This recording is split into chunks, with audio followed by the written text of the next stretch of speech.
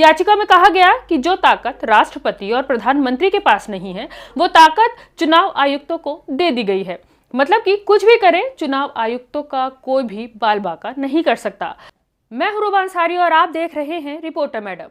दोस्तों, अपने suit boot वाले पीएम साहब और उनकी पार्टी की एक आदत है कि जो भी काम करते हैं उसको मास्टर स्ट्रोक बताने से बिल्कुल भी नहीं चूकते।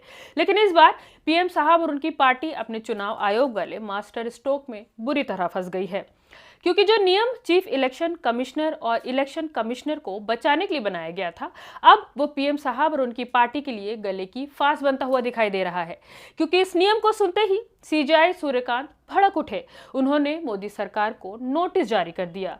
चुनाव आयोग का वो कौन सा नियम है जो पीएम साहब और उनकी पार्टी ने बनाया था और क्यों सीजेआई सूर्यकांत भड़के हैं, ये हम आपको आगे अपनी इस रिपोर्ट में बताएंगे। दोस्तों, आपको याद होगा कि पिछले कुछ सालों में पहले पीएम साहब ने किसान बिल को मास्टर स्ट्रोक बताया था, तो उसको वापस लेना पड़ा। फिर जीएसटी के स्लैब को मास्टर स्ट्रोक बताकर बदल दिया और अब ऐसा ही कुछ मामला चुनाव आयोग के नए नियमों को लेकर सामने आया है, जिसको पीएम साहब और उनकी सरकार चुनाव आयोग की निष्पक्षता के लिए मास्टर स्ट्रोक बता चुकी है। लेकिन इस नियम पर अब विवाद खड़ा हो गया है। वैसे विपक्ष तो काफी वक्त से इस पर सवाल खड़ा कर रहा है।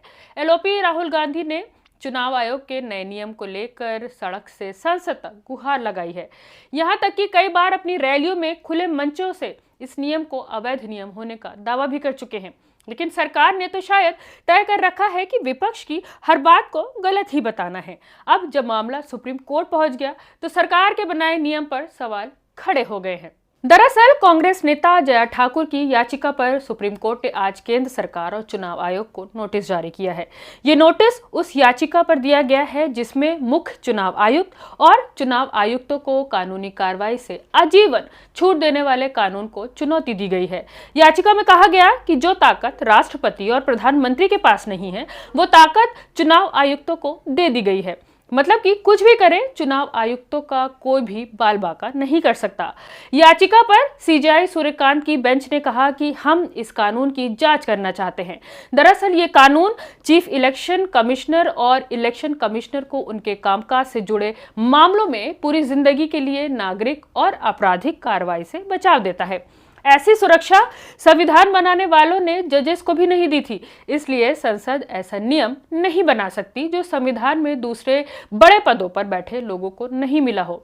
आपको बता दें कि चीफ इलेक्शन कमिश्नर और अन्य इलेक्शन कमिश्नर की नियुक्ति से जुड़े 2023 के कानून को लेकर विपक्ष का विरोध है।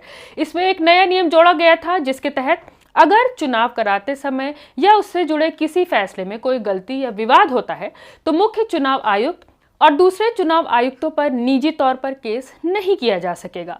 ये सुरक्षा उनके पूरे जीवन तक लागू रहेगी, भले ही वो पद पर ना मौजूद हों। आपको बता दें कि मोदी सरकार ने 21 दिसंबर 2023 को चुनाव आयोग से जुड़ा एक बिल संसद में लाकर पास करा लिया था और ये 29 दिसंबर 2023 को राष्ट्रपति के दस्तखत के बाद कानून बन गया। इसमें तो वैसे कई बड़े संशोधन थे, लेकिन सत्ता पक्ष और विपक्ष में विवाद सिर्फ दो बिंदुओं को लेकर था। पहला ये कि चीफ इलेक्शन कमिश्नर की नियुक्ति पैनल में से सीजेआई को हटा दिया गया था। दूसरा ये कि चुनाव आयुक्तों पर कोई कार्रवाई पुलिस और बाहर से नहीं की जा सकती। यानी कि अगर आप चुनाव आयुक्त की कोई मेजर फॉल्ट पा भी जाए तो चुनाव आयुक्तों पर एफआईआर नहीं हो सकती, क्योंकि नए कानून में इसकी इजाजत नहीं है। लेकिन अब जब इस मामले को लेकर Congress leader Jaya Thakur supreme court पहुंची, जया ठाकुर ने अपनी याचिका में आरोप लगाया कि धारा 7 और 8 स्वतंत्र और निष्पक्ष चुनाव के सिद्धांत का उल्लंघन है, क्योंकि ये चुनाव आयोग के सदस्यों की नियुक्ति के लिए स्वतंत्रता प्रदान नहीं करता है। याचिका में यह भी कहा गया कि ये कानून सुप्रीम कोर्ट के मार्च 2023 के फैसले को पलटने के लिए बनाया गया है, जिसने चीफ इलेक्शन कमिश्नर और इलेक्शन कमिश्नर को एक तरफा नियुक्ति करने की केंद्र सरकार की शक्तियां छीन ली थी। ये वो प्रथा है जो देश की आज़ादी के बाद से चली आ रही है और आखिर में इस पर सीजेआई भड़के हैं और न सिर्फ चुनाव आयोग बल्कि मोदी सरकार को नोटिस जारी कर दिया है कि आखिर ये कैसे संभव हो गया कि जो शक्ति और ताकत देश के राष्ट्रपति और प्रधानमंत्री के पास नहीं है, वो चुनाव आयोग को क्यों और कैसे दे दी गई। ऐसे में नोटिस के बाद हड़कंप मचा हुआ है। दोस्तों, बिहार समेत देश के 12 राज्यों में एसआईआर हो रहा है। विपक्ष की ओर से सभी राज्यों में चुनाव आयोग पर गंभीर आरोप लगाए गए हैं। खासतौर से बिहार में 14 लाख से ज्यादा डुप्लीकेट वोटर होने के बावजूद चुनाव आयोग ने चुनाव संपन्न करा दिए, जबकि देश में इस बात का ढोल ज्ञानेश कुमार जी बहुत तेज से पीटते हैं कि एसआईआर फर्जी, मृतक, दोहरे और विदेशी वोटर्स को छांटने के लिए हो रहा है।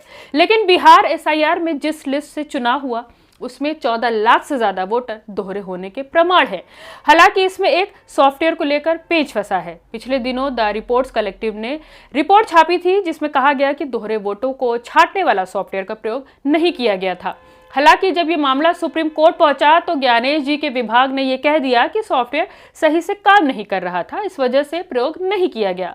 जबकि अब रिपोर्ट्स कलेक्टिव का यह दावा है कि सॉफ्टवेयर कई राज्यों में एसआईआर में प्रयोग किया जा रहा है। लेकिन सारी बातें जानने के बाद भी चुनाव आयोग का कोई कुछ नहीं कर सकता, क्योंकि मोदी सरकार ने ऐसा कानून बना दिया है कि चाहकर भी कोई एक्शन नहीं लिया जा सकता। अगर चुनाव आयुक्तों के खिलाफ शिकायत करनी है तो पूरी प्रक्रिया किसी जज को हटाने जैसी कठिन है।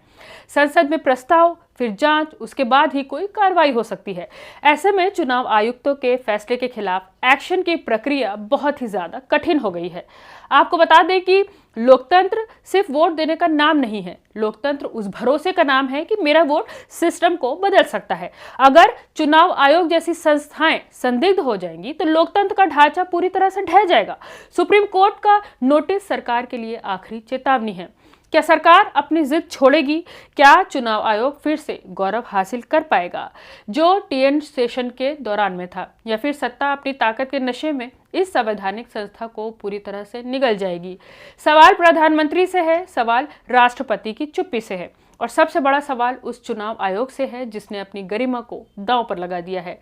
आपको क्या लगता है, क्या चुनाव आयुक्त की नियुक्ति में सीजीआई का होना जरूरी है? कि आपको चुनाव आयोग की कार्यप्रणाली पर भरोसा है? अपनी राय हमें कमेंट के रूप में जरूर बताएं।